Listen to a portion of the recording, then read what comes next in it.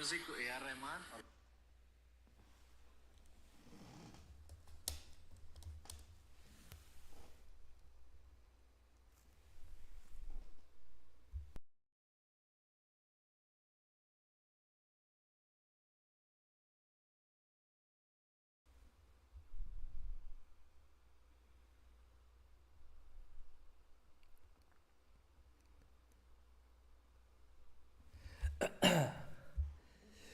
Hello नमस्कार।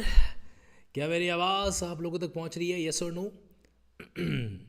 तो यहाँ पर मैं सबसे पहले इस थंबनेल को हटा देता हूँ। ओके जी, I think everything is clear. एक बार थम्स अप करके बता दीजिए सब कुछ परफेक्ट है। तो आज के सेशन को हम बढ़िया तरीके से क्या करेंगे, डील एजू करेंगे। यहाँ पर मुझे जो चेंजेज करने हैं वो मैं कर देता हूँ। परफेक्ट, चलो जी। तो यहाँ पर डन। Okay perfect. तो आपके कमेंट बॉक्स में यहाँ पर देख पा रहा हूँ प्रदिन्या जी, अर्पिता जी, दिव्या जी, अन्नमिका जी, पूजा शर्मा जी, और छया जी, यहाँ पर मोहम्मद वाली खान जी है, ठीक है, रिंको राजपुरो जी, अर्पित शर्मा जी हैं, और साथ ही साथ में हरिंदर जी भी हैं। चलो भाई बहुत बढ़िया। तो आज का सेगमेंट जो है वो बहुत ही इंटरेस्टिंग रहेगा। और आज के सेगमेंट में क्या होने वाला है मेरे को भी नहीं पता, ठीक है। मतलब सीधा लाइव एक्सप्रेशन डील करेंगे, बराबर। तो कोर्ट प्रोसीडिंग के अंदर मामला क्या चल रहा है, हाईकोर्ट के पास आ रखा है बेल का मैटर। बेल यानी कि जमानत। जिन लोगों को नहीं पता है मैं बताना चाहता हूं कि जब पुलिस आपको पकड़ के क्या कर देती है, पुलिस थाने में लॉकअप में डाल देती है, या फिर आप मान लीजिए किसी भी कोर्ट के आदेश के तहत आपको जेल में डाला गया है, तो उसके बाद अगर आपको बाहर आना है, आपका मामला चल रहा है, आपका मामला जो मैटर जो है अभी भी क्या है, पेंडिंग है, जो चल रहा है, तो उस सिचुएशन के अंदर क्या होता है, हमारे लिए प्रावधान होता है बेल का। पुराना वाला जो सीआरपीसी था उसके अंदर चैप्टर नंबर 33 हुआ करता था, और नया वाला जो बीएनएसएस है उसके अंदर आपका चैप्टर नंबर 35 है, जो कि किस में डील करता है, बेल यानी कि जमानत के प्रावधानों के बारे में। ओके नी। सो बिना देरी के सीधे मुद्दे को स्टार्ट करता है। तो मैं पहले आपको इसकी बेसिक बात बता देता हूँ। तो बेसिक बात सिर्फ इतनी सी है कि यहाँ पर जो है दो हमारे लर्नेड एडवोकेट साहब हैं, और साथ ही साथ में ऑनरेबल जस्टिस जो है वो है। अब क्या है कि बेल की एप्लीकेशन लगाने वाला जो होता है वो कौन होता है, पिटिशनर होता है। एक्यूज पिटिशनर क्या बोलते हैं उसको, देखो थोड़े शब्दों को सीख लेना। मैं भी यहाँ पर डायरी और पेन लेकर बैठा हूँ, आपको भी क्या करना है, डायरी और पेन लेकर बैठना है, ताकि कुछ काम की बातों को हम क्या कर सकें, नोट डाउन है जो कर सकें। और एक और बात, ये वीडियो आपको जो है हर एलएलबी के स्टूडेंट तक पहुँचाने का थोड़ा सा तकलीफ करना है, क्योंकि आप लोग जब एलएलबी कर रहे थे शायद आप लोगों को उस टाइम इतना गाइडेंस नहीं मिला हो, लेकिन अब जो एफर्ट हो रहा है ना, तो उनको सब तक जाने दो, ठीक। इसमें कोई कंपटीशन का लेना देना तो है नहीं कि वो आगे निकल जाएगा, ये आगे निकल जाएगा, इसलिए सब तक इसको जरूर जाने दीजिएगा। नाउ सी, इंपॉर्टेंट ये कि वीडियो है 8 मिनट का। कितना? 8 मिनट का। अब हम लोग उसको कितने टाइम में कंप्लीट करेंगे, लेट्स सी। बड़ा मजेदार वीडियो है, मजेदार इन द सेंस लॉ के लर्निंग पॉइंट ऑफ व्यू से। और एक छोटा सा डिस्क्लेमर, लिंकिंग लॉ दिल से रेस्पेक्ट करता है जुडिशरी के हर ऑर्गन का, लर्नेड एडवोकेट का, ऑनरेबल जस्टिस का, और इस वीडियो को सुनने वाले हर लॉ एस्पिरेंट का, राइट। हम लोग जो भी डिस्कशन करेंगे उसका सिर्फ और सिर्फ एक ही उद्देश्य है, ताकि कोर्ट की प्रोसीडिंग को हम क्या कर सके, धीरे धीरे एक्वेंट है जो कर सके, राइट। चलिए, और साथ ही साथ मैं यहाँ पे धन्यवाद देता हूँ। एक और सेगमेंट है जहाँ से ये मैंने वीडियो जो है क्या कर रखा है, डेराइव्ड है जो कर रखा है, तो चक्रा करके ऐसा कुछ यूट्यूब का चैनल है, वहाँ से ले रखा है, बट कोई बात नहीं, उन्होंने भी तो कहीं और से ले रखा, तो हमने उनसे ले लिया। तो मतलब कहते हैं ना कि वो साहूकार के घर पे साहूकारी जो है वो चलती है। हाँ जी, चलिए। सो लेट बिगिन, करें शुरू। Very good. अब इस वीडियो को शुरू से ऑब्जर्व करना, अच्छे तरीके से हर एक एस्पेक्ट को देखना। तो इस वीडियो में शुरुआत में कुछ क्लिप्स हैं, पहले उनको ऑब्जर्व करते हैं, और फिर इस वीडियो को शुरू के एंगल से डील करेंगे। सबसे मज़ेदार बात बताऊं मैं आपको इस वीडियो के अंदर, वो होगी बेल की ड्राफ्टिंग। इसलिए चलो करते हैं डायरेक्टली सेगमेंट को शुरू। तैयार? अगर इसमें हार्ड ब्लेंड सब्सटेंस भी है तो रिजेक्ट कर दिया। स्टूडेंट कहाँ पढ़ते हैं? हम ये जो इस अभी जो आपके सामने है वो थोड़ा सा इसका प्रीव्यू है, मेन वीडियो भी स्टार्ट नहीं हुआ है। कई बार होता है ना कुछ मतलब अच्छे अच्छे यूट्यूब चैनल वो क्या करते हैं कि एक तरीके से जो अच्छी बात होती है उसको शुरुआत में रख लेता है, ठीक। तो वैसे के वैसे है, तो चलने दो इसको, 2, 5 सेकंड 10 सेकंड चलेगा, उसके बाद मेन कंटेंट जो आपका शुरू हो जाएगा, राइट। चलिए। एक स्कूल पास कर लिया है, कॉलेज में गए हैं। You have opposed his bail, but don't start responding to every statement that Mr. Yadav is making. See, he is losing his case and you are adding insult to the injury. देखो जज साहब के ना dialogue बहुत शानदार है. You are adding insult into his injury, है ना. वो जो कौन सा था, घाव पे नमक छिड़कना, ये हमारा देसी मुहावरा है. अब इसका अंग्रेजी मुहावरा क्या है कि don't add insult into injury. Don't add insult into injury मतलब यार किसी की इंजरी में आप इंसल्ट मत ऐड करो, है ना. तो घाव पे नमक मत छिड़को. तो अलग तरीका है इनका, तो मजा आएगा. चलो जी. My lord, even at this time also, my lord, I expect not to lose the case. Because, my lord, though अब आपका मेन वीडियो स्टार्ट हो रहा है, ठीक है. Now see. the case of the prosecution appears to be, my lord, serious in nature, but not against these two petitioners, my lord. So, my lord, innocent petitioner may kindly not be put up behind bar, my lord, and they are students, my lord. Mr. Yadav, student का क्या? देखो सबसे पहले accused के behalf पर जो वकील साहब आए हैं वो क्या कह रहे हैं. वो कह रहे हैं साहब इनोसेंट पिटिशनर. इनोसेंट पिटिशनर को should not be put behind the bars. उन्हें जो है मतलब जेल के पीछे नहीं रखना चाहिए. देखो इन हमारे लर्नेड एडवोकेट साहब का जो अंग्रेजी है ना वो एकदम इंडियन अंग्रेजी है, यानी कि आप कंफर्टेबली समझ सकते हो. तो वो जब हिंदी मीडियम का जो सिंपैथी मांगते रहते हो ना कई बार, अरे हम हिंदी मीडियम का हमको कैसे समझ में आएगा, अरे शानदार समझ में आएगा.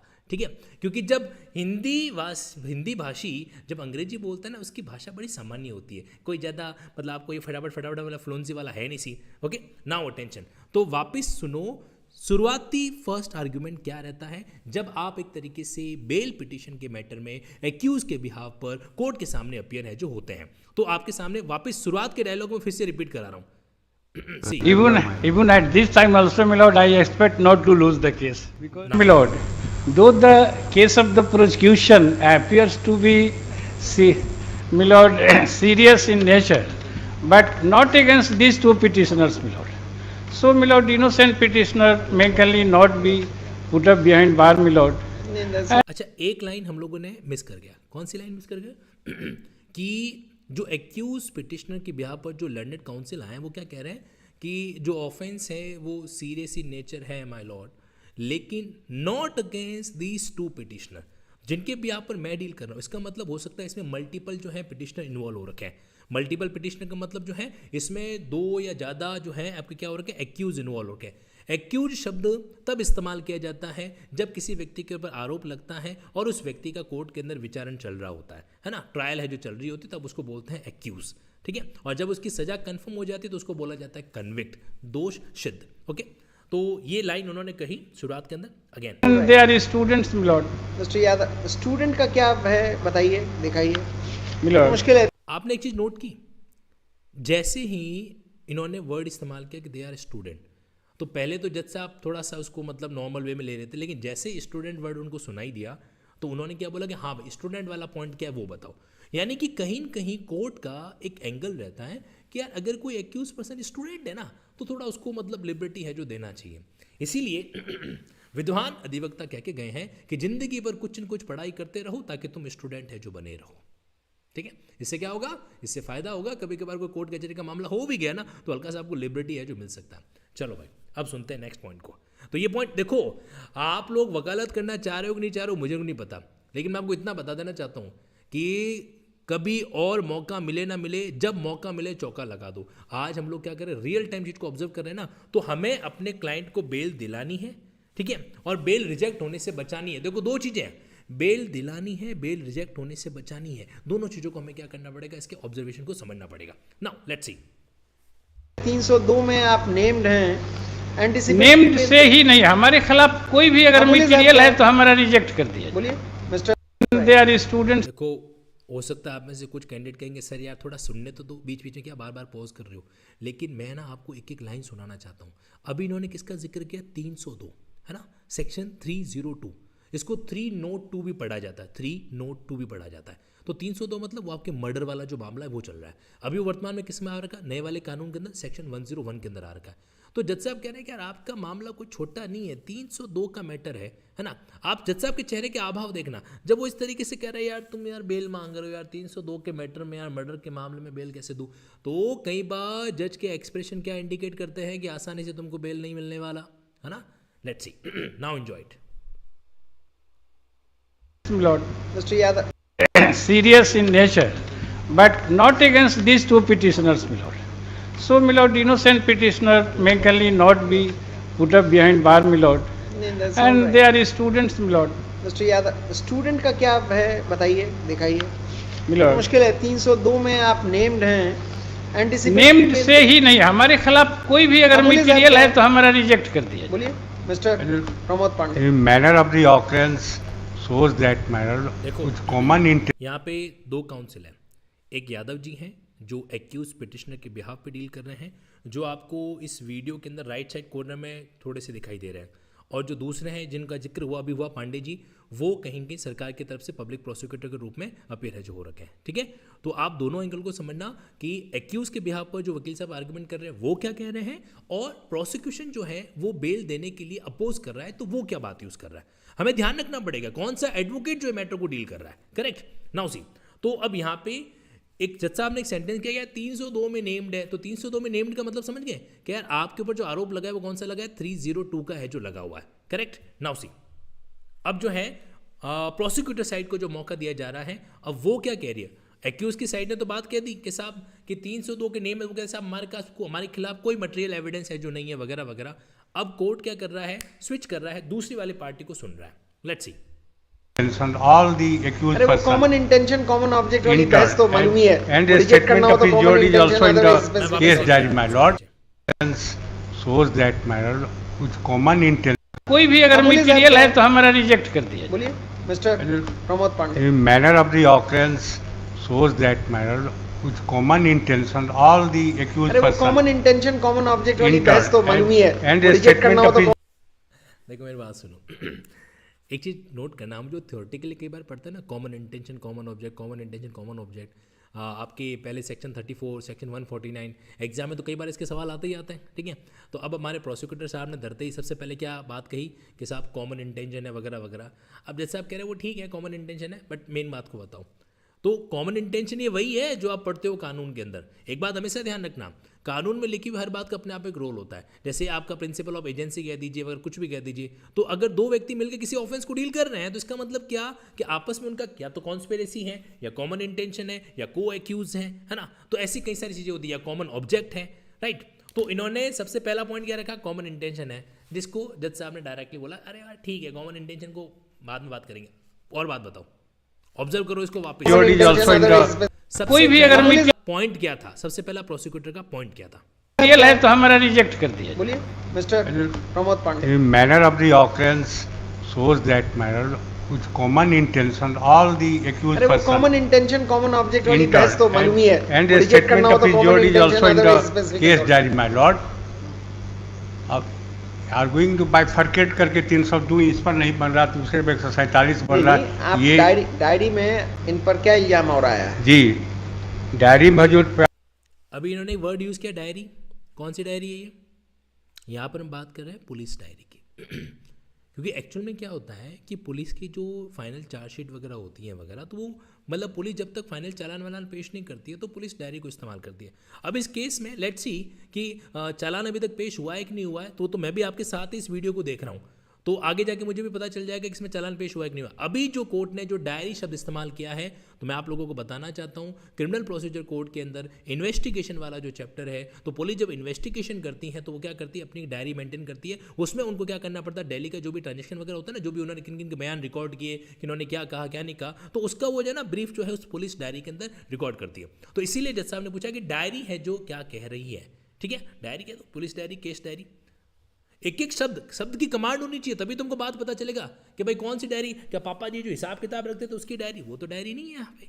नाउ सी पैराग्राफ 13 में 12 में इंजर्ड का स्टेटमेंट है, क्या लिखा है? जिस लिखा है कि ये पिटिशनर जो यहाँ है ये मारे हैं और इसको इंजरी। किसको? अच्छा, एक चीज़ आपको मैं बताना चाहता हूँ, क्या पुलिस की डायरी भी पैरावाइज होनी चाहिए क्या? अभी आप नोटिस करना, जैसे ही लर्नेड काउंसिल पांडे जी ने, प्रोसिक्यूटर साहब ने जैसे ही जिक्र किया कि भाई डायरी के अंदर जो है पैरा सो एंड सो, आप लोगों ने भी सुना, तो वापस हम सुनते हैं कि डायरी में लिखी हुई बात को किस तरीके से प्रेजेंट किया जा रहा है। देखो एक बात हमेशा ध्यान रखना, जो एडवोकेट साहब इतने सालों से फील्ड के अंदर उतरे हुए हैं, उनका नॉलेज हम युवा अधिवक्ताओं के मुकाबले बहुत शानदार होता है। इसलिए कभी भी उनको कम मत समझना, घर पे बैठे बैठे कमेंट करना आसान होता है, लेकिन लाइव कोर्ट के दौरान में किसी बात को प्रेजेंट करना उतना ही एक तरीके से एक कॉम्पिटेंसी का काम है जो होता है। तो अब देखते हैं पुलिस डायरी का बात इन्होंने कैसे किया। रुखसार जी यहां पर कह रहे हैं कि बिल्कुल सर पैरा वाइज है जो होती है। ओके ठीक है, नाउ सी वापस मैं लेके जा रहा हूं आपको थोड़ा सा बैकग्राउंड में, जहां पे वो उसके बारे में डायरी के बारे में जिक्र कर रहे हैं। बन रहा दूसरे में 147 बन रहा आप ये डायरी में इन पर क्या इल्जाम हो रहा है? जी डायरी में जो पैराग्राफ 13 में और 12 में इंजर्ड का स्टेटमेंट है, क्या लिखा है? जिस लिखा है कि ये पिटिशनर इंजर्ड कौन होता है? इंजर्ड यानी कि जो विक्टिम है ना, विक्टिम यानी कि पीड़ित, ठीक, जिसको इंजरी पहुंची है उसको हम क्या बोलते हैं? इंजर्ड पर्सन भी बोलते हैं, विक्टिम भी बोलते हैं, दोनों में एक ही बात है।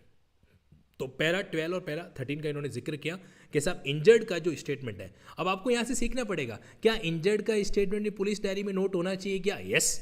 अब आप प्रैक्टिकली देख रहे हो, बाकी सब बातें थ्योरेटिकल है, प्रैक्टिकली आप सुन रहे हो कि इंजर्ड का स्टेटमेंट पुलिस डायरी में होना चाहिए। तो एग्जाम के अंदर सवाल आ जाए तो बी रेडी फॉर दैट। पूछा जाए कि भाई पुलिस डायरी का कंटेंट क्या क्या होना चाहिए, तो एक एलिमेंट तो ये लिख ही सकते हैं, इंजर्ड का स्टेटमेंट भी पुलिस डायरी का पार्ट है जो होगा। नाउ सी नहीं, अब देखो आप में से रिंकू जी कह रहे हैं कि फरियादी मतलब आप कह रहे हो कंप्लेनेंट। जरूरी नहीं है कि जो व्यक्ति इंजर्ड हुआ है वही कंप्लेन करे। हमेशा क्रिमिनल लॉ का एक सिद्धांत कभी मत भूलना, any person can set the criminal law into motion. There are certain exception, but general rule क्या है कि any person can set the criminal law into motion. तो जो फरियादी है, जो कंप्लेनेंट है, वही इंजर्ड पर्सन होगा, नॉट नेसेसरी। और एक और बात आप भूल गए, मामला 302 का है, तो 302 के मामले में कंप्लेन में कहां जाओगे? एफआईआर होगी कि नहीं होगी? पूरा इस्तेमाल करना है, बचा के नहीं रखना है, ठीक है।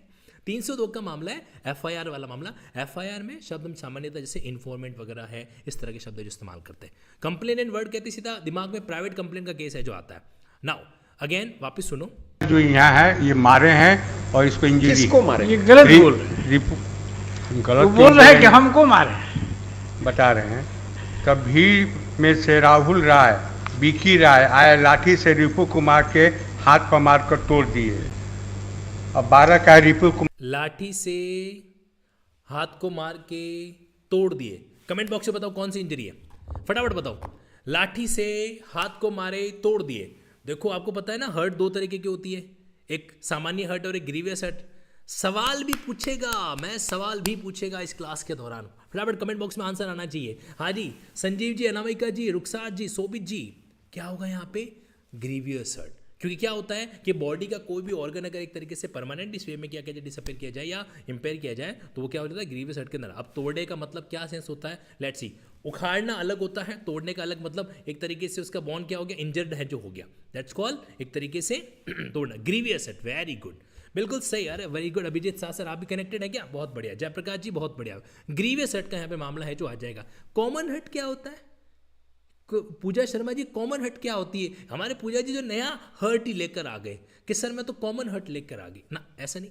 सी वापस आ जाते हैं यहाँ पर, और पुलिस डायरी के बाद जो स्टेटमेंट लिखा हुआ है, इंजर्ड का स्टेटमेंट में वापस देखना है। ओके सी जिस लिखा है कि ये पिटिशनर जो यहाँ है ये मारे हैं और इसको इंजरी, किसको मारे? ये गलत बोल रहे हैं, रिपू वो गलत बोल रहे हैं कि हमको मारे। बता रहे हैं कभी में से राहुल राय, कुछ तो हमारे वकील साहब का बोलने का अंदाज बड़ा निराला है। ये बोल रहे हैं कि हमको मारे हैं, है ना, मतलब ये आप जैसे यूपी है, बिहार है, झारखंड है, इन हाईकोर्ट के अंदर जो ये लहजा होता है ना, बड़ा बड़ा अजीब प्यारा होता है ना।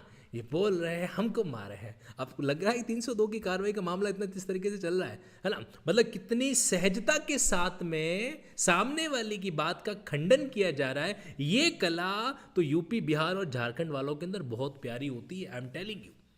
इस मामले में जो ये चीज होती ना, ये बड़ी, मतलब सामने वाले को चुपती भी नहीं है, राइट। अब इन्होंने बोला गलत है, ये बोल रहे हैं हमको मारे हैं, है ना। तो फील करो, एंजॉय करो इस सेशन को, लोड लेके मत सोना, राइट।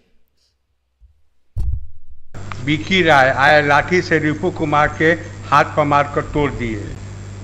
अब 12 का रिपू कुमार का स्टेटमेंट है जो इंजर्ड है। नहीं, तो इंजर्ड को मारे तो 307 जी, और 302 चूंकि पार्ट ऑफ द मॉब थे, हाँ, उनके मारने का कहाँ है? ये रिपू कुमार का पढ़ रहे हैं। आपने बताया ना कि किसी इंजर्ड विटनेस ने कहा है कि राहुल और विकी दोनों ने डिसीज्ड को भी मारा है। नहीं, ये रिपु कुमार खुद इंजर्ड हैं, इनका स्टेटमेंट है। So therefore his presence at the place of occurrence has been proved. जी। अच्छा, और उसके अलावा बताइए। उसके अलावा जो पैराग्राफ 10 से लेकर के और 14 तक है। एक सेकेंड, आप लोगों को पिटिशनर के नाम याद हुए? एक तो राहुल था, दूसरा कौन था? फटाफट बताओ। एक तो राहुल था, मैं वापस बैक लूँ या आप लोग मुझे कमेंट बॉक्स में बता दोगे? मैं ही ले लेता हूँ, है ना। आप लोगों ने शायद फटाफट, जज साहब ने अभी नाम बोला ना पिटिशनर का, कि राहुल और विकी दोनों ने राहुल एंड विकी। दूसरा क्या नाम है? विकी।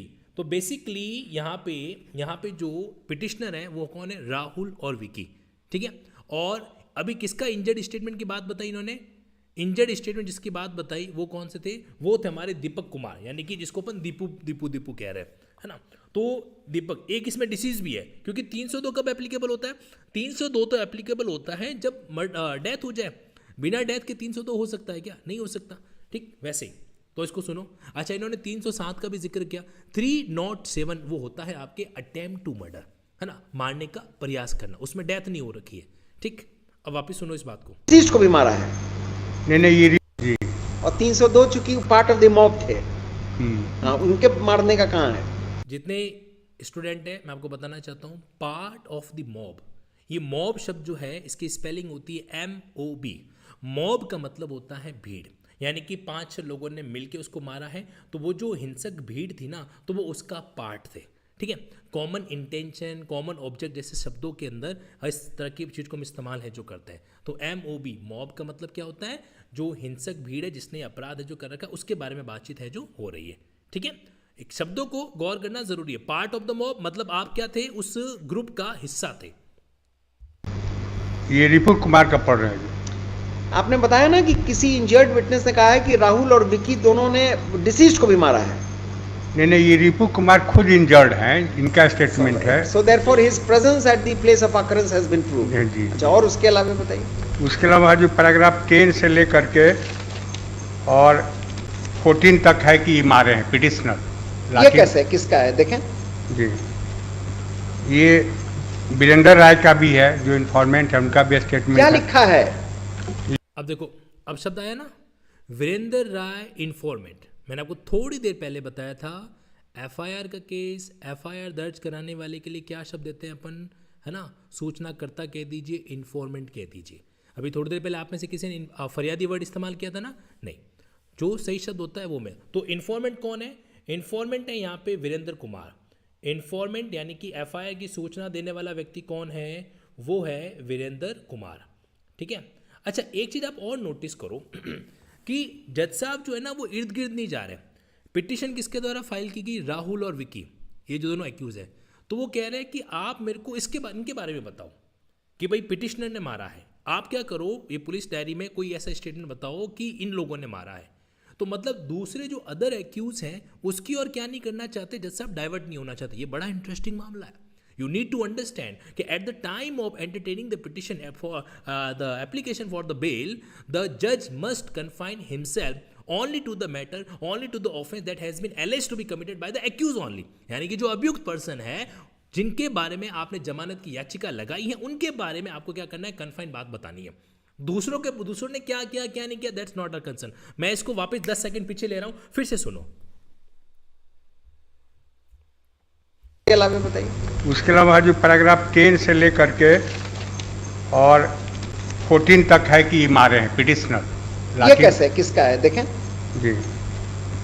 ये वीरेंद्र राय का भी है, जो इन्फॉर्मेंट है, उनका भी स्टेटमेंट क्या है। लिखा है? लिखा है कि ये लोग आए और रिपुर कुमार को लाठी रॉड से मारे हैं। अरे भाई, डिसीज्ड का नाम क्या है?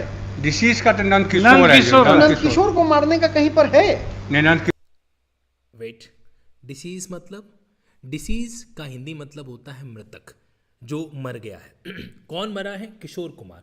तो देखो 302 जो है वो किसके संबंध में है? 302 जो है वो है किशोर कुमार के संबंध में, ठीक है। अब अगर किशोर कुमार को मारने में पिटिशनर का हाथ है तो इसका मतलब उनका इन्वॉल्वमेंट 302 में है, फिर बेल मिलना मुश्किल काम है, ठीक है। और जो ये इंजर्ड पर्सन था दीपक कुमार, ये दोनों नाम आप याद रखना, भूलना मत। एक है किशोर, एक है दीपक। किशोर मर चुका है और उसी के लिए 302 धारा लगाई गई है कि दीपक जो है वो इंजर्ड हुआ है, उसको क्या किया है, लाठी और रॉड से मारा गया है। तो दीपक को अगर इंजर्ड की बात करोगे तो 307, दीपक के केस में कौन सा सेक्शन लगाया गया, 307। और जो व्यक्ति है जिसको मर गया है, क्या नाम है इसका, किशोर, उसके संबंध में लगाए 302। ये भूलना मत, क्योंकि फैक्ट पे हमारी कमांड बहुत मजबूत होना जरूरी है ना, क्योंकि फैक्ट से ही सर आर्ग्यूमेंट के अंदर बेस रोल प्ले करता है आपकी फैक्ट की जानकारी कि सटीक रूप से हो कि नहीं हो। आपको पता है जज साहब कई बार थोड़ा सा बीच बीच में हल्का सा मतलब अपना मतलब क्या कह सकते हैं, अपने गुस्से की अभिव्यक्ति भी जो है अप्रत्यक्ष रूप से कर पा रहे। क्यों, क्या वो कह रहे वकील साहब मेरे को वो बताओ कि ये जो मृतक है इसको पिटिशनर ने मारा है कि नहीं मारा, ये मुझे बताइए, है ना। चलो भाई, तो थोड़ा सा वापस हम सुनेंगे, मैं 5 सेकंड इसको पीछे ले रहा हूँ, अटेंशन। एक बात मैं आपको कहूँ यार, ये वीडियो है ना, तुम जितना सोच रहे हो ना उससे भी ज़्यादा इम्पोर्टेंट है, क्योंकि कोर्ट की प्रोसीडिंग के एक एक पॉइंट को पकड़ के समझना ये बड़ा ज़रूरी होता है। कई बार रियल टाइम कोर्ट में भी जाके है ना आप इन चीज़ों को ऑब्जर्व नहीं कर पाओगे, इतनी भीड़ होती है, और उस लाइव प्रोसीडिंग के दौरान आप बीच में पॉज तो कर नहीं सकते कि जज साहब पॉज, वकील साहब पॉज, वापस बोलो क्या कहा आपने, मैं फिर से सुनूंगा, ऐसा तो होता नहीं है। लेकिन टेक्नोलॉजी के कारण ये संभव है जो हो पा रहा है, और संभव हो पा रहा है आपके अपने लिंकिंग लॉ के कारण। ठीक है, चलो जी आगे बढ़ते हैं। किशोर का माने फिर चाहिए, वही तो कह रहे हैं, तो आप नंद किशोर पर इनका नहीं है, जो ये दूसरे लाठी रॉड से मारे हैं। अरे भाई डिसीज्ड का नाम क्या है, डिसीज का तो नंद किशोर नंद है, किशोर। नंद नंद किशोर को मारने का कहीं पर है, नहीं, नंद किशोर का माने फिर चाहिए। वही तो कह रहे अच्छा, हम लोगों ने खाली किशोर सुना, नाम क्या है, नंद किशोर। ठीक है, क्या नाम है, नंद किशोर। अब बताओ, अब कई बार हम जब रियल टाइम कोर्ट में जा रहे हैं, एक बार ट्राई करके देखना, एक काम करना, कोर्ट पहुंच के वहां पे कुछ सुनाई नहीं दिया, सबको एकदम खामोश कर देना। वो अपन आइस वाटर खेला करते थे, सबको बोलो आइस, फिर वापस रिवाइंड करो। दैट्स व्हाई लिसन वेरी, तो नंद किशोर पर इनका नहीं है, जो ये दूसरे को बहुत सारे लोग हैं उसमें ये मारे हैं। How many persons are injured in the occurrence, क्या सवाल पूछा, how many persons are injured at the occurrence, यानी अकरेंस यानी कि घटना स्थल पे कितने लोगों को इस तरीके से इंजरी पहुंचाई गई, बराबर। क्योंकि अब जज साहब जानना चाह रहे हैं कि यार अलग अलग इंजर्ड पर्सन है, तो उसमें पिटिशनर का रोल कहाँ कहाँ पर है। अगर मान लीजिए पिटिशनर का नंद किशोर के मर्डर में कोई रोल नहीं है, यानी कि नंद किशोर को उन्होंने नहीं मारा, तो उस केस में उनके ऊपर जो 302 का जो मामला है वो तो कमजोर पड़ गया, हाँ या ना, यस, है ना। तो इसलिए क्या सवाल है, how many injured persons are there at the occurrence, right. ये सवाल एक जज साहब पूछ रहे हैं लंदन काउंसिल से। लंदन काउंसिल कौन, जो प्रोसिक्यूशन को क्या कर रहे हैं, डीले जो कर रहे हैं। अब देखो जवाब क्या आता है, 1 person has died and how many are injured, 2 he injured हुए हैं, नहीं, दो ही कैसे हुए हैं? एक जो है इन्फॉर्मेंट और उसका देखिए बेटा। मिस्टर यादव, नॉर्मली 307 वगैरह क्या, अब देखो मौके पे चौका लगाना मैं आपको बताता हूँ। हमारे एक्यूज पिटिशनर साहब के जो वकील साहब थे, उन्होंने क्या कहा, 2 ही हैं, एक तो इन्फॉर्मेंट यानी कि वीरेंद्र कुमार और एक उनका बेटा। इसका मतलब दीपक कुमार जो है कहीं के वीरेंद्र कुमार का बेटा है, जैसा इन्होंने कहा, जैसा हम लोगों ने सुना, आप लोगों ने भी वही सुना है जो मैंने सुना है ना, कि 2 ही इंजर्ड हुए हैं, एक तो इन्फॉर्मेंट, यानी इन्फॉर्मेंट कौन है, वीरेंद्र कुमार, और उसका बेटा कौन है, दीपक कुमार। अब पता है आप कहानी थोड़ी थोड़ी धीरे धीरे समझ में, जैसे जैसे नाम याद हो रहे हैं ना, वैसे वैसे कहानी अच्छे समझ में आ रही है। वापस इसको 5 सेकंड के लिए वापस क्या करते हैं, रिवाइंड करते हैं। नहीं, दो ही कैसे हुए हैं? एक जो है इन्फॉर्मेंट और उसका देखिए बेटा। मिस्टर यादव, नॉर्मली 307 वगैरह में तो मैं एंटिसिपेट नहीं, जो 302 हम पर अगर बनता है तो रिजेक्ट कर दिया जाए, एकदम हम खुश हों। ऐसा ब्लैंकेट स्टेटमेंट देंगे, अगर Member of 300 law रिजेक्ट कर दे तो by- 2 बातें आपको समझाऊंगा यहाँ पे। एक्यूज पिटिशनर के लंदन काउंसिल साहब क्या कह रहे हैं कि साहब 302 अगर हमारे ऊपर बनता है ना, तो आप बेल रिजेक्ट कर दीजिए, हम खुश हैं उसके लिए, आप कर दो रिजेक्ट।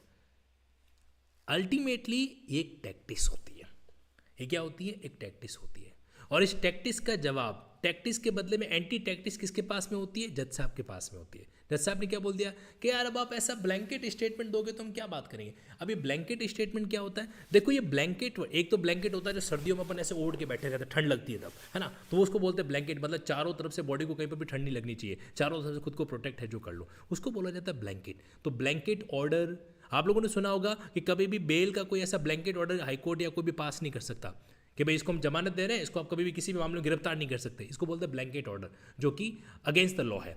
तो यहाँ पे इन्होंने क्या किया कि यार वैसे ब्लैंकेट स्टेटमेंट दोगे तो कैसे चलेगा। तो ब्लैंकेट स्टेटमेंट मतलब अब आप ऐसा स्टेटमेंट दे रहे हो कि आप खुद को चारों तरफ से जो है प्रोटेक्ट कर रहे हो, तो फिर कैसा चलेगा। स्पेसिफिक बात करो, गॉट इट। समझो, शब्द को पकड़ो रमेश बाबू, वरना एक चुटकी सिंदूर काम नहीं आएगा। Now let's see. करके देखिए ये फॉल्स इम्प्लीकेशन है। यही था कि मार देना है Nand Kumar. Actually they were returning, लेकर आए दे वेर रिटर्निंग। यार दोनों वकील साहब साथ साथ में बोल रहे हैं, अब हमें कंसंट्रेशन और गहरा करना पड़ेगा। ये कोर्ट में कई बार होता है, ये तो मतलब सहन शक्ति सिर्फ भगवान ने जज साहब को दे रखी है। दोनों वकील साहब साथ साथ में बोल रहे हैं, हमें भी दिक्कत आ रहा है थोड़ा सा, तो हम वापस रिवाइंड करते हैं, कोशिश करते हैं। आप लोग आवाज़ को आइडेंटिफाई कर लो कि एक्यूज साहब के वकील की, एक्यूज पिटिशनर की काउंसिल की आवाज़ कैसी है और प्रोसिक्यूशन के जो है काउंसिल उनकी आवाज़ कैसी है, ताकि शायद आपको थोड़ा ठीक ठाक लगे। नाउ सी, अगर 300 मेंबर करके देखिए ये फॉल्स इम्प्लीमेंट और उसका देखिए मिस्टर यादव, नॉर्मली 307 वगैरह में तो मैं एंटिसिपेट 302 हम पर अगर बनता है तो रिजेक्ट कर दिया एकदम। अच्छा एक सेकेंड, यहाँ पे एक शब्द इस्तेमाल किया, एंटिसिपेटरी बेल। आप लोगों ने सुना, वापस सुनो। मतलब ये मैटर जो है रेगुलर बेल का नहीं है, ये मैटर और उसका देखिए मिस्टर यादव, नॉर्मली 307 वगैरह में तो मैं एंटिसिपेट 302 हम पर अगर बन एंटिसिपेटरी बिल, एग्जैक्टली बिल्कुल सही सुना। यानी कि मैटर सेक्शन 438 सीआरपीसी से कनेक्ट है जो हो रहा है, ठीक है। 438 सीआरपीसी का मैटर यहाँ पर आ रहा है। तो एंटिसिपेटरी बेल के तहत जो है एक्यूज पिटिशनर ने हाईकोर्ट को क्या कर रखा है, अप्रोच है जो कर रखा है। तो यहाँ पे वही बात, अब देखो जैसे ही वापस सुन रहे हैं ना, तो एक एक वर्ड में एक एक सेंटेंस छुपा हुआ आ रहा है, ताकि प्रोसीडिंग को समझ पाए। है तो रिजेक्ट कर दिया एकदम, हम खुश हों। ऐसा ब्लैंकेट स्टेटमेंट देंगे अगर 300 रिजेक्ट कर दे तो मेंबर करके देखिए ये फॉल्स इम्प्लीकेशन है। यही था कि मार देना है Nand Kumar. Actually they were returning को अभी मैंने एक्यूज के काउंसिल को सुना, तो वो ये कह रहे हैं कि साहब ये फॉल्स इम्प्लीकेशन है। फॉल्स इम्प्लीकेशन का मतलब आप लोगों को पता है, यानी कि मिथ्या आरोप है। मिथ्या आरोप की अंग्रेजी क्या होती है, फॉल्स इम्प्लीकेशन। तो ये एक्यूज साहब के एडवोकेट, देखो अगर दो पार्टी एक साथ बोलती है ना, तो जिसको सुनना होता है उसकी आवाज़ पे फोकस करो, तो उसकी बात आपको समझ में आ जाएगी।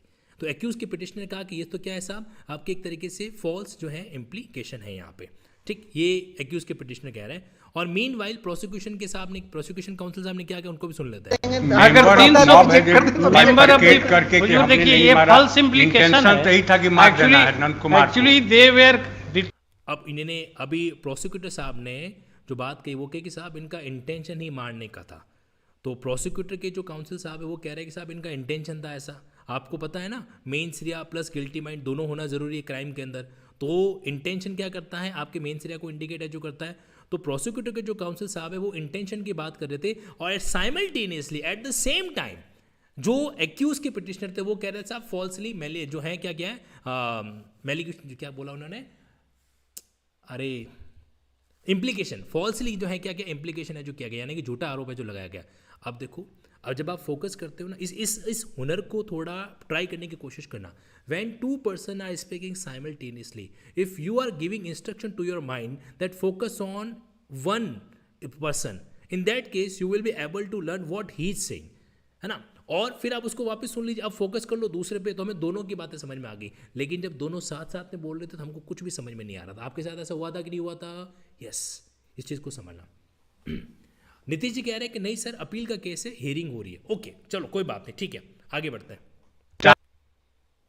लेकर आए रिटर्निंग माथे पर मारे, इंटेंशन क्लियरली शो कर रहा है कि मार देना है। वो तो दरोगा। वेरी गुड, प्रोसिक्यूशन साहब ने बॉल सीधी बाउंड्री के बाहर फेंक दी।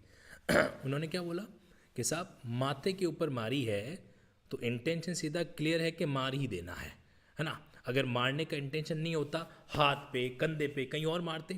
यानी कि आप बॉडी के किस जगह पे लठ मार रहे हो, आप बॉडी के किस जगह पे रॉड मार रहे हो, उससे भी क्या होता है, पता चलता है कि आपके माइंड का इंटेंशन क्या है। अगर आप सिर पे मार रहे हो दे धनाधन, तो इसका मतलब आप उसको क्या करना चाहते हो, बिल्कुल खत्म करना चाहते हो, दुनिया से रफा दफा करना चाहते हो, है ना। तो ये बात, ये फैक्ट जो है प्रोसिक्यूशन के काउंसिल ने किया, आपको सुनी, आप एग्री करते हो इससे कि कोई इंसान अगर खोपड़ी पे मार रहा है तो इसका मतलब उसका इंटेंशन जो है कंपैरेटिवली, तुलनात्मक रूप से मारने का ज्यादा है। एग्री करते हो तो बोलो हाँ, कमेंट बॉक्स में यस लिखो। Now see the next point. और उपेंद्र पर है हुजूर, एफआईआर में जो पोस्टमार्टम रिपोर्ट पूरा है मेबल रिमॉक वो तैयार होके ऐसे शार्प मारना कटिंग है। मैं दिखा देता हूँ श्रीमान को, शार्प कटिंग है। Student अगर है- इसमें हार्ड ब्लंट सब्सटेंस भी है तो रिजेक्ट कर दिया। स्टूडेंट कहाँ पढ़ते हैं? हम ये हुजूर इस एक स्कूल पास कर लिए हैं। रुको यहाँ पे एक पॉइंट आया, पता है कौन सा? ये एक्यूज के पिटिशनर साहब ने शुरुआत में बोला कि साहब ये क्या है, स्टूडेंट है, ठीक है। अब इन बिटवीन जो है जज साहब ने पूछा कि स्टूडेंट कहाँ पढ़ते हैं। क्यों पूछा पता है? और मुस्कुरा भी रहे हैं। आप इस कुटिल मुस्कुराहट के पीछे की बात समझने की कोशिश करो, with due respect to the honourable justice I am telling you, ठीक है, कि इस मुस्कुराहट के पीछे की वजह यह है कि कहीं न कहीं आप ही स्टूडेंट होने का नाटक तो नहीं कर रहे हो, हैं? अगर है तो बताओ कहाँ पढ़ते हैं, ठीक है।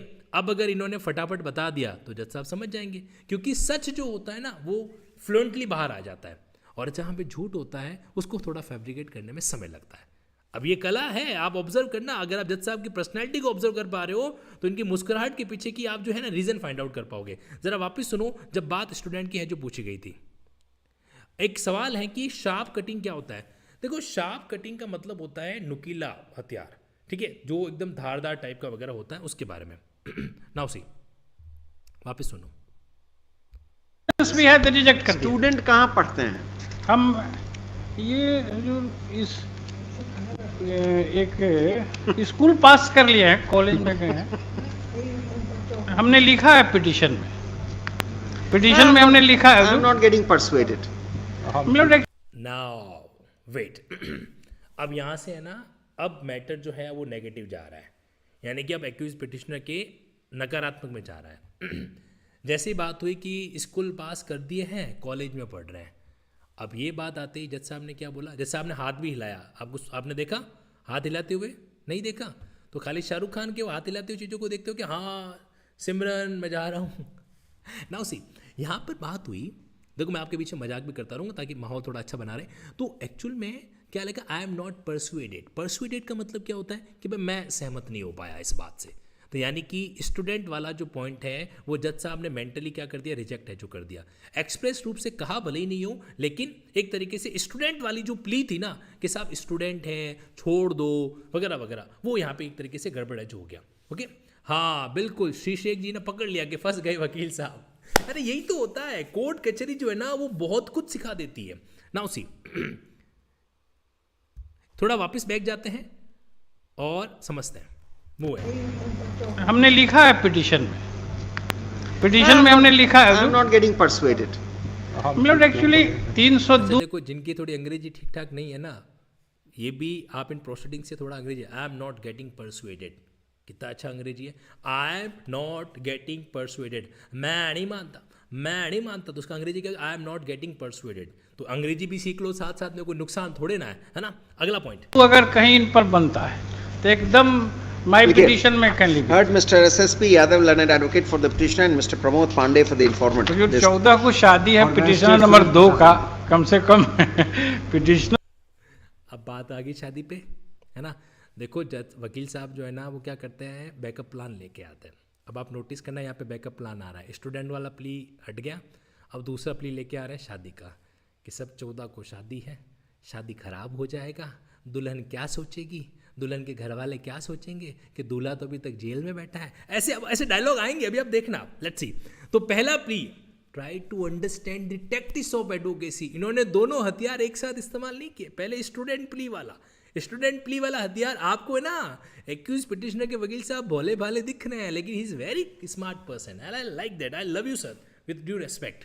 नाउ सी नेक्स्ट पॉइंट, अब वापस समझो। देखो बेल मिलना नहीं मिलना सब अलग बात है, एफर्ट क्या ये मायने रखता है। वापस सुनो, हमने लिखा है पिटीशन में, पिटीशन में हमने लिखा है I am Hazur. not getting persuaded. मतलब एक्चुअली 302 अगर कहीं इन पर बनता है तो एकदम माई देखिए, पिटीशन में कर लीजिए। Heard Mr. SSP Yadav, learned advocate for the petitioner, and Mr. Pramod Pandey for the informant. अब देखो, अब है ना जज साहब लिखवा रहे हैं। हर्ड का मतलब सुना। तो किन काउंसिल को सुना? जब भी आप इस तरीके से ऑर्डर ड्राफ्टिंग करते हो ना, तो उस समय आपको मेंशन करना पड़ता है एज ए जुडिशियल ऑफिसर कि आपने सो एंड सो को है जो सुना। तो heard mister so and so for petitioner and so and so for informant, है ना।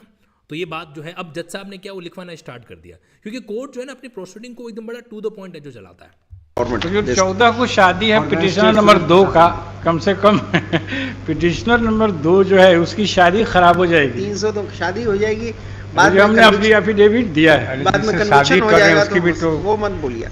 जिससे शादी करें और अब देखो 3 बातें आई हैं, आप लोगों ने कितना सुना, लेट्स चेक। पहला पॉइंट, शादी की प्ली इस्तेमाल करना। इधर देखो महाराज, इधर देखो, तुम यार रिकॉर्डेड देख रहे हो, इसका मतलब ये थोड़े ना है कि तुम ध्यान भटका दोगे। इधर देखो, बिल्कुल आपकी तरफ नजर है मेरी। पहला नंबर, क्या बेल की एप्लीकेशन लगाते समय शादी होने वाली है इस बात का प्ली इस्तेमाल करना चाहिए क्या, है ना। तो अगर आप इस प्रोसीडिंग को देखोगे तो कंपेरेटिवली शादी वाला प्ली इतना चलता नहीं है ना। अब नए नए एडवोकेट जो होते हैं ना, यंग एडवोकेट वगैरह, वो कई बार क्या इस तरह की पॉइंट्स को इस्तेमाल करते हैं कोर्ट की सिंपैथी गेन करने के लिए। एग्जैक्टली सही सुना आपने, कोर्ट की सिंपैथी गेन करने के लिए वो क्या करते हैं, इन पॉइंट्स को इस्तेमाल करते हैं कि साहब 4 दिन बाद शादी है, 5 दिन बाद शादी है। अब आपने नोटिस किया वकील साहब ने एक और बात कही, उन्होंने क्या कहा कि साहब हमने एफिडेविट पेश कर दिया है। आप जब कभी भी कोई भी फैक्चुअल बात कहना चाहते हो तो आपको साथ में एफिडेविट भी लगाना पड़ता है। कई बार तो ऐसा होता है कि एफिडेविट के साथ में वो शादी का कार्ड भी लगा देते हैं, है ना। ऐसा भी जो हाई कोर्ट में नहीं होता है, लोअर कोर्ट में कई बार जो है ना इस तरीके से वो शादी का कार्ड वार्ड भी साथ में रखते हैं कि भाई हाँ ये देखो प्रूफ है कि साहब वाकई में शादी वाद कार्ड वार्ड के सारे छप चुके हैं। तो एफिडेविट भी लगाना, यानी कि आपको किसी भी फैक्ट के लिए साथ में एफिडेविट लगाना पड़ता है, और अगर पाया गया कि ये फैक्ट झूठा है तो फिर ठाकुर तो गयो, ठीक है। एफिडेविट अगर झूठा पाएगा तो आलम। दूसरी बात, पहली बात प्ली ऑफ मैरिज, दूसरी बात एफिडेविट एज टू फैक्ट, तीसरी बात जज साहब ने एक बहुत ही संक्षिप्त में एक लाइन बोली, वो शायद आप लोग ऑब्जर्व नहीं कर पाए। मैं वापस रिपीट कर रहा हूं जज साहब के शब्द को, और इस बार अटेंटिवली सुनना कि प्ली ऑफ मैरिज के केस में, बेल की एप्लीकेशन में प्ली ऑफ मैरिज के एप्लीकेशन है, अपील है, जो भी है, अभी तक कुछ क्लियर नहीं हुआ इसके अंदर, क्योंकि शुरुआत का वीडियो एग्जैक्टली हमारे पास नहीं आया। प्ली ऑफ बेल के हियरिंग के अंदर प्ली ऑफ मैरिज अगर आप इस्तेमाल करते हैं तो वहां पे जज का माइंडसेट क्या हो सकता है, इसको ऑब्जर्व करने की कोशिश करना। मैं वापस थोड़ा सा रिवाइंड कर रहा हूं इसको। पांडे फॉर द इन्फॉर्मेट। तो जो 14 को शादी है पिटिशनर नंबर 2 का, कम से कम पिटिशनर नंबर 2 जो है उसकी शादी खराब हो जाएगी। 300 तो शादी हो जाएगी, बाद में हमने अपनी एफिडेविट दिया है, बाद में जिससे कन्विक्शन शादी हो कर रहे हैं जाएगा उसकी भी तो वो मत बोलिए।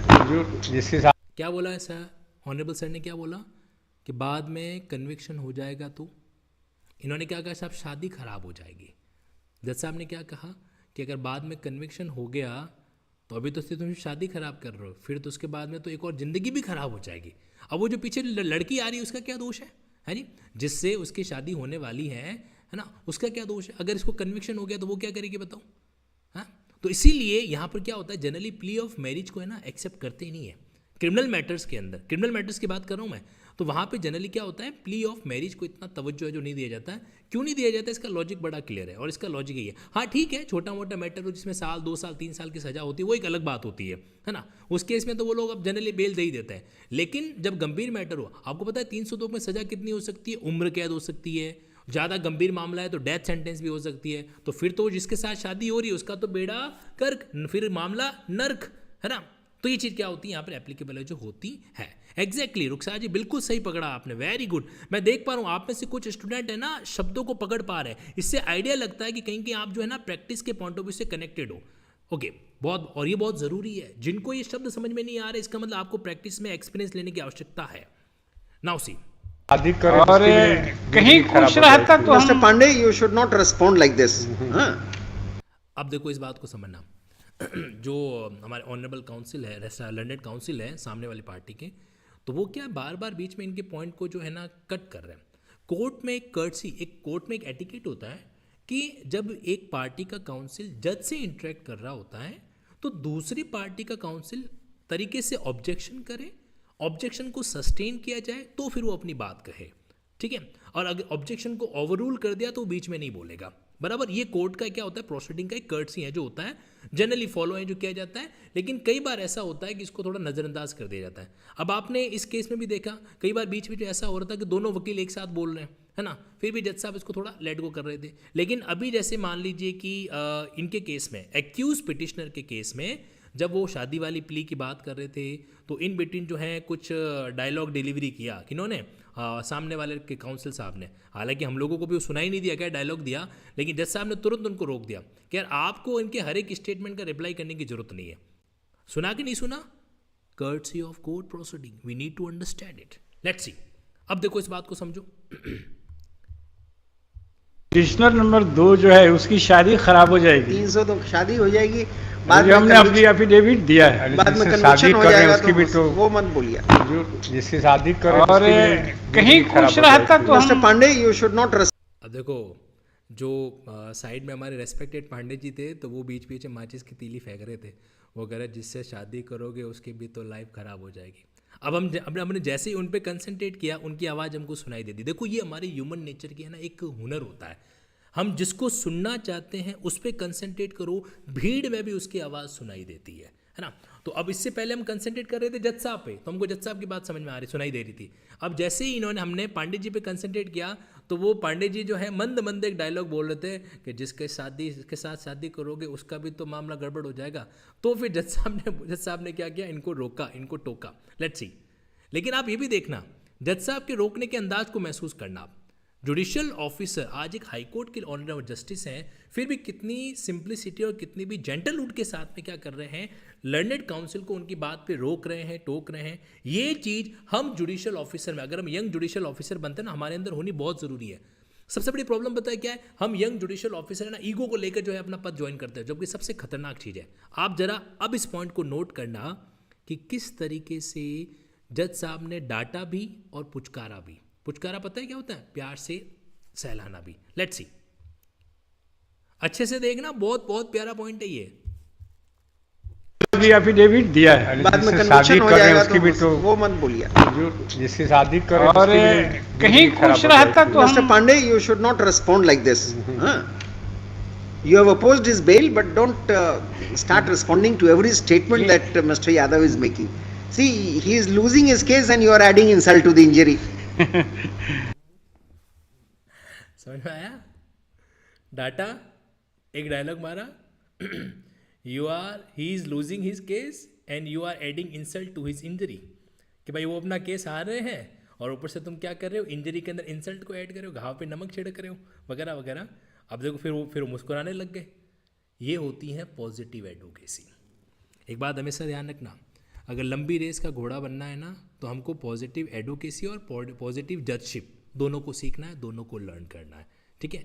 अदरवाइज पता है क्या होगा, आप में से कितने लोगों ने इस स्टेटमेंट को ऑब्जर्व किया कि जज साहब ने पहले तो डाटा, you need not to respond to every statement of mister Yadav so and so, और फिर क्या बोला कि he is losing his case and you are adding insult to his injury, है ना। हाँ बिल्कुल एग्जैक्टली।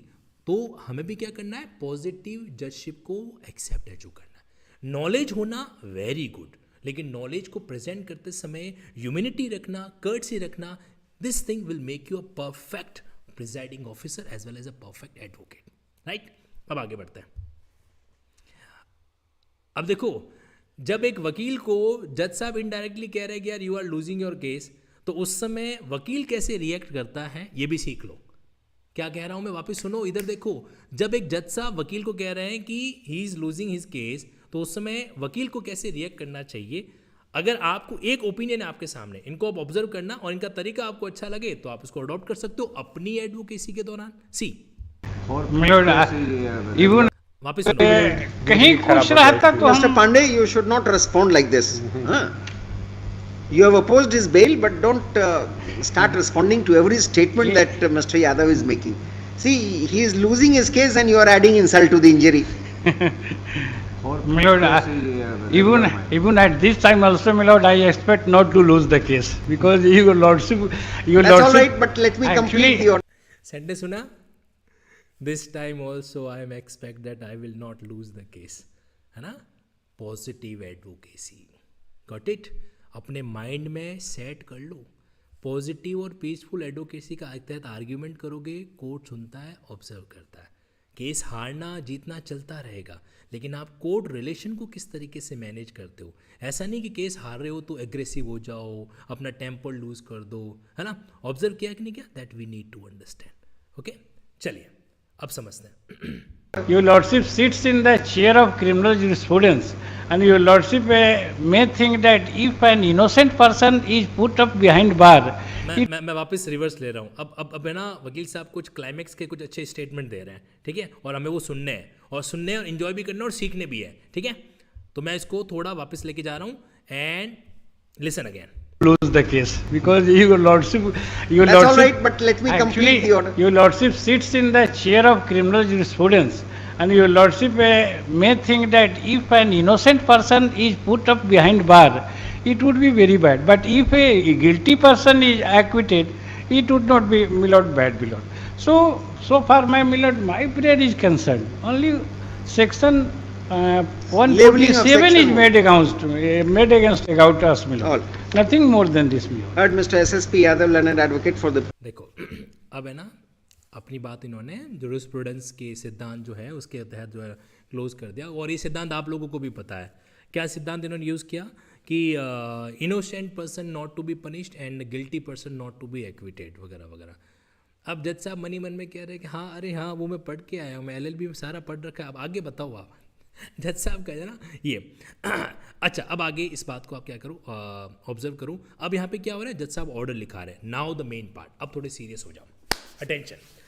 अब जो है आपके सामने एक रियल टाइम, आप मेरी बात को सुन पा रहे हो? हेलो, आवाज़ आ रही है ना? Very good. हाँ हाँ, आपसे ही कह रहा हूँ. ऐसे टुकर टुकर कहाँ देख रहे हो? बिल्कुल आपसे ही बात कर रहा हूँ मैं. अब आप नोटिस करना, now the serious part of this video. Bail का जो ऑर्डर, जब आप बेल के लिए जब आप रिक्वेस्ट करते हो या अपील कर रहे हो, है ना, तो ऐसे केस में क्या होता है, ऐसे केस में फाइनली कोर्ट अपना ऑर्डर जो है वो साइटेशन के द्वारा लिखवाता है. कोर्ट साइट करता है और जो स्टेनो वगैरह है वो क्या करता है, उसको फटाफट टाइप वाइप है जो करता है, ठीक है. अब आपके लिए बहुत ज़रूरी इंपॉर्टेंट चीज़ है, हाई कोर्ट के जज के द्वारा आप लोग है ना ऑर्डर ड्राफ्टिंग सीख सकते हो. अगर अगले 5 मिनट तक आपने अटेंशन रखा ना, तो ऑर्डर ड्राफ्टिंग कैसे की जाती है उसका सेगमेंट आपके सामने आ सकता है, उसका एग्जाम्पल आपके सामने आ सकता है. और भविष्य में अगर आप जुडिशियल ऑफिसर बनते हो, इन दैट केस आपके लिए बहुत यूटिलाइजेशन भरा काम हो सकता है. Now see, Petitioners and so and so for the state. Suresh Prasad Singh. And Mr. Suresh Prasad. Suresh Prasad Singh for the state. Mr. Pramod Pandey, learned advocate, has appeared for the informant.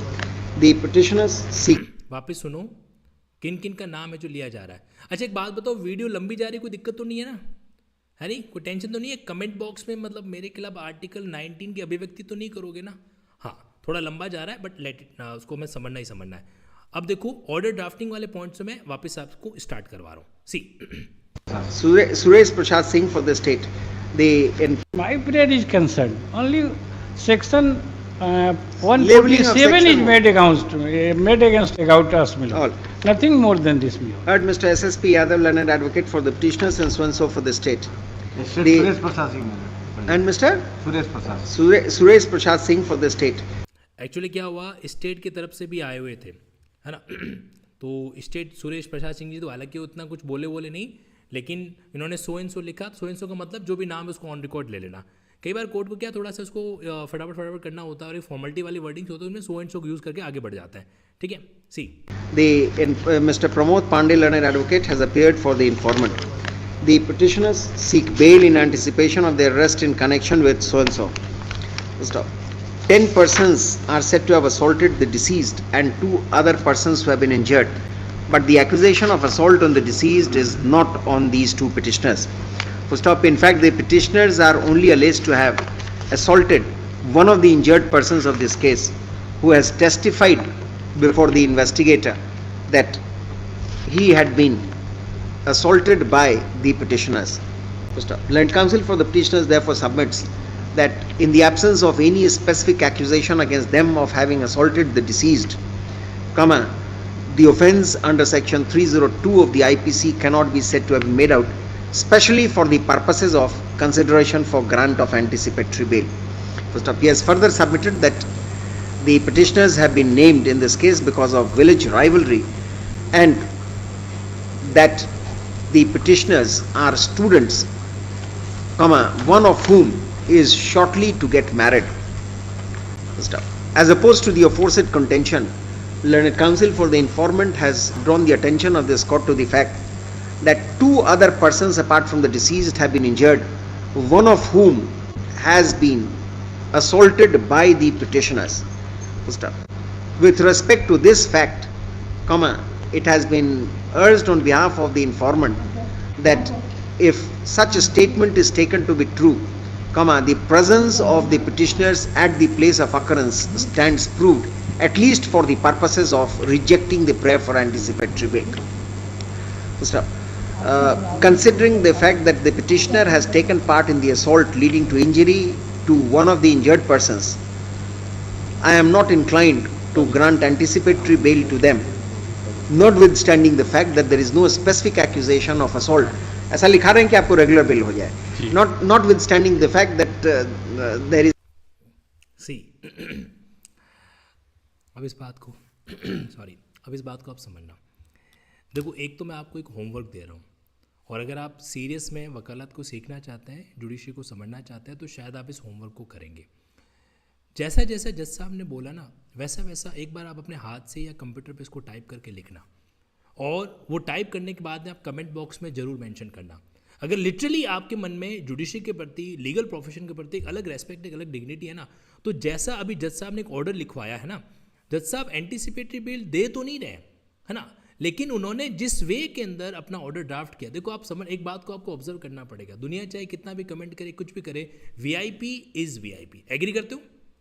अभी जो आपने 2 minute के अंदर जज साहब ने कितना एकदम फ्लुएंसी के साथ में सारा का सारा ऑर्डर की बात बताई, और इनका दिमाग देखो, hats off to his mind sir. क्या कि उनको एक एक फैक्ट याद है, जो जो उन्होंने बातें कही वो सारे के सारे फैक्ट उनको पता है। स्टूडेंट वाला फैक्ट पता, मैरिज वाला फैक्ट पता, रिबर्ट करने वाला फैक्ट पता, सो एंड सो, और ये भी बताया कि भाई 302 का स्पेसिफिक बात नहीं बन रहा है, पर्टिकुलर इंस्टेंस है जो नहीं बन रहा है, सो एंड सो वगैरह वगैरह। तो ये चीज़ें ना, ये चीज़ें एक वीआईपी पर्सन को वीआईपी बनाती है। इसीलिए जुडिशियल ऑफिसर के प्रति रेस्पेक्ट कभी कम नहीं होना चाहिए, बराबर। तो अब है ना, इन्होंने जो ऑर्डर ड्राफ्ट किया ना, उसको आप टाइप करना, चाहे मोबाइल पे करो चाहे कंप्यूटर पे करो, और कमेंट बॉक्स में मेंशन करना। देखते हैं सबसे पहले जो है कमेंट बॉक्स में इस ऑर्डर को कौन ड्राफ्ट करेगा, इस वीडियो को खत्म होने के बाद में, ठीक है। अच्छा, एक तो ये चीज़, तो ये आपकी ऑर्डर ड्राफ्टिंग का बहुत अच्छा पॉइंट है। सेकेंड एस्पेक्ट, आप देखो, एंटीसिपेटरी बेल कैंसिल मतलब रिजेक्ट की जा रही है, ठीक है, लेकिन इस तरीके से ड्राफ्ट किया जा रहा है ऑर्डर को, ताकि आपकी रेगुलर बेल जो है वो आपको मिल सके, ठीक है। तो मैं आपको है ना थोड़ा सा, ज़्यादा नहीं, सिर्फ 10 सेकंड 15 सेकंड पीछे लेके जा रहा हूँ, और आप ऑब्जर्व करना वो कौन सा स्टेटमेंट ऑर्डर में लिखवाया जा रहा है जिससे एंटीसिपेटरी बेल तो नहीं मिल रही है, लेकिन रेगुलर बेल मिलने में उनको दिक्कत ना आए, ठीक है। जरा इसको ऑब्जर्व करें, ये बहुत ही डीप एडवोकेसी वाला पॉइंट है कि एंटीसिपेटरी बेल रिजेक्शन के ऑर्डर में ऐसी कौन सी बात होती है जो रेगुलर बेल प्राप्त करने में दिक्कत क्रिएट कर सकती है। वी नीड टू अंडरस्टैंड, ठीक है। of the petitioners at the place of occurrence stands proved, at least for the purposes of rejecting the prayer for anticipatory bail. देखो, इन्होंने लिखा ना, at least for the purpose of rejecting the anticipatory bail, तो जो इन्होंने ground लिखा उसमें एक ये वर्ड ऐड किया। आगे देखो, considering the fact that the petitioner has taken part in the assault leading to injury to one of the injured persons, I am not inclined to grant anticipatory bail to them, notwithstanding. देखो, अब इस language का मैं आपको एक meaning समझाता हूँ। इन्होंने क्या लिखा कि participating in the assault leading to injury to injured person. अब अगर ये लाइन नहीं लिखते, इंजरी टू इंजर्ड पर्सन, तो इंजरी किस पे चली जाती? टू डिसीज पर्सन, है ना। और इंजरी टू डिसीज पर्सन का मतलब पता है क्या हुआ? 302, और इंजरी टू इंजर्ड पर्सन मतलब हो गया 307। ऑब्जर्व इट, अंडरस्टैंड करना इस बात को। इंजरी टू डिसीज पर्सन अगर वर्ड आता तो 302 की बात हो रही है, तो फिर तो इनको आगे जाके रेगुलर बेल भी बड़ी मुश्किल से मिलती है, ना भी मिलती। लेकिन injury to injured person word आते ही मामला 307 में चला जाता। हमेशा याद रखना इस पॉइंट को। इंजरी टू डिसीज पर्सन 302 वाला पॉइंट बन रहा है, और इंजरी टू इंजर्ड पर्सन 307 वाला पॉइंट बन रहा है। Got it? Now see, Standing the fact that there is no specific accusation of assault, ऐसा लिखा रहे हैं कि आपको रेगुलर बेल हो जाए, notwithstanding the fact that there is no accusation on them of having assaulted the deceased in any manner. The prayer for anticipatory bail is rejected. However, if the petitioners surrender Last before time the वापस- regular bail हो जाए, notwithstanding the fact that there is no accusation on them of having assaulted the deceased in any manner. They pray for जो लिखा ही ना, notwithstanding the fact that there is no specific allegation as to that वो deceased person वाला, तो ये line लिख दी ना। तो अब जब ये रेगुलर बेल के लिए अप्लाई करेंगे, देखो रेगुलर बेल के लिए जब भी प्रोसीडिंग होती ना, और उससे पहले अगर एंटीसिपेटरी बेल ग्रांट हुई है, रिजेक्ट हुई है, उसको कंसिडर किया जाता है, उसको कंसिडर किया जाता है, उसका भी जो है ना बेनिफिट ऑफ ओपिनियन लिया जाता है। एक शब्द मैं यूज़ कर रहा हूँ, benefit of opinion. Benefit of opinion क्या होता है? आपको पता है कुछ ऐसे मैटर होते हैं जो सीधे सुप्रीम कोर्ट में भी जा सकते हैं, हाई कोर्ट में भी चले आ सकते हैं, लेकिन आप जैसे ही सुप्रीम कोर्ट में जाते हो, सुप्रीम कोर्ट के जज ये बोल के आपके मामले को वापस लौटा देते हैं कि पहले आप हाई कोर्ट के रास्ते से हमारे पास में आओ। ऐसा होता है। आप में से जो कैंडिडेट इस फैक्ट को जानता है वो कमेंट बॉक्स में अपनी बात, मेरी इस बात से एग्री भी करेगा।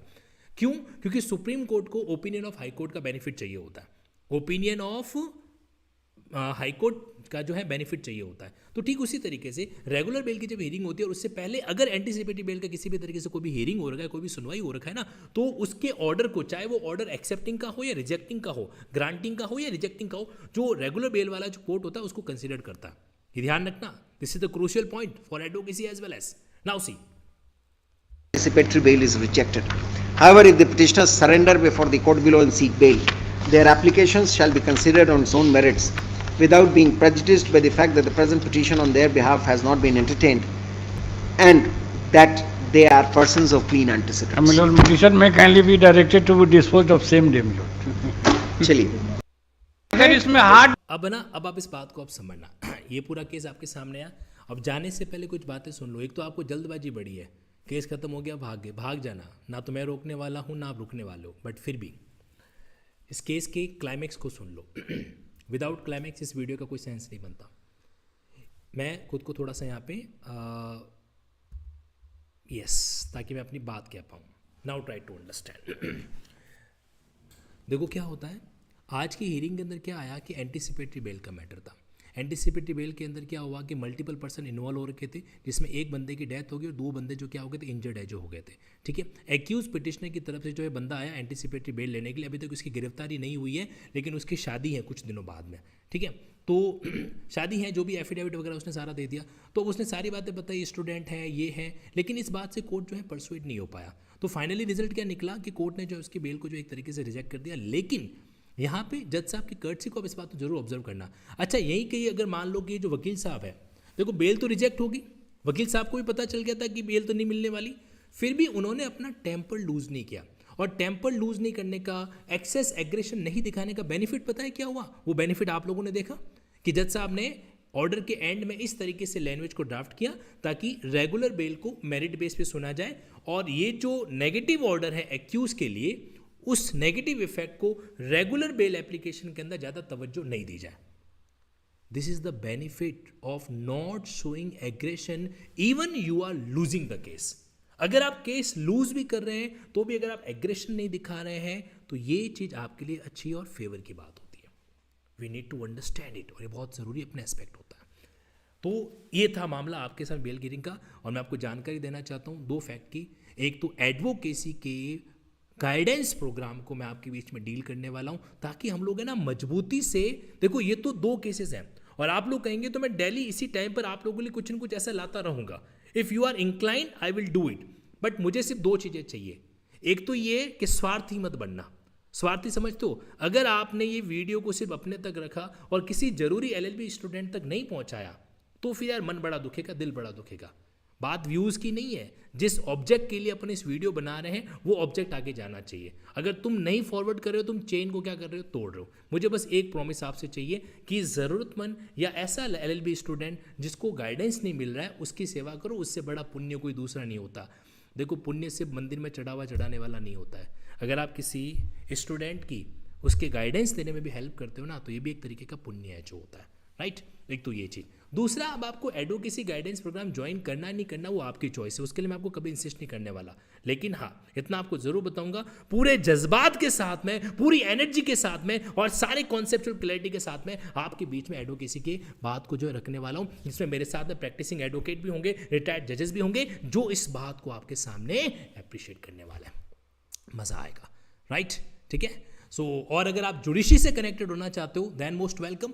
जुडिशरी का रेगुलर सेगमेंट में मॉर्निंग टाइम में चलाता हूँ, वो भी लिंकिंग ऐप पर रहता है, और उसमें भी हम लोग वर्ड टू वर्ड चीज़ों को ऑब्जर्व करते हैं। जैसे अभी आपके सामने जितने सारे वर्ड है ना, तो हम बेरेट की लैंग्वेज को, क्योंकि अल्टीमेटली सारा खेल बेरेट का है ना, तो वो भी हमारे लिए ऑब्जर्व करना समझना बहुत ज़रूरी है जो होता है। तो अगर आप जुडिशरी की पढ़ाई शिद्दत के साथ करना चाहते हैं most welcome.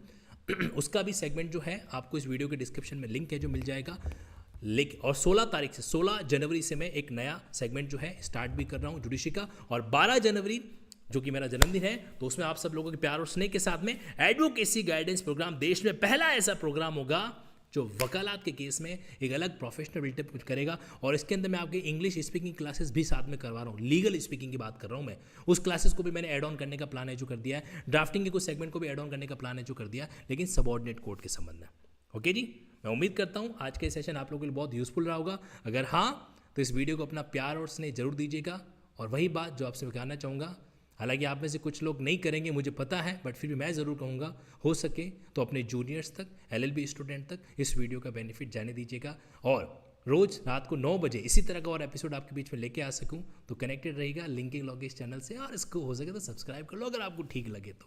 Thank you so much. एक और चीज़, एक ऐसा कैसा वीडियो मैंने कल भी बनाया था, तो आप में से जो स्टूडेंट पहली बार इस चैनल से कनेक्ट हुए हैं, तो मैं आपसे रिक्वेस्ट करूँगा कि आप जो है यहाँ पे जाके यस, तो ये जो अपना लिंकिंग लॉ का यूट्यूब चैनल है ना, उसमें आपको कल वाला वीडियो भी देखना है। वो भी एक शानदार वीडियो था जिसके अंदर मेंटेनेंस के संबंध में हिंदू सक्सेशन एक्ट वाला जो पॉइंट था उसको हमने बहुत अच्छे तरीके से डिस्कस किया था। हिंदू अडॉप्शन वाला जो पॉइंट था वो भी हम लोगों ने इसमें डिस्कस किया था।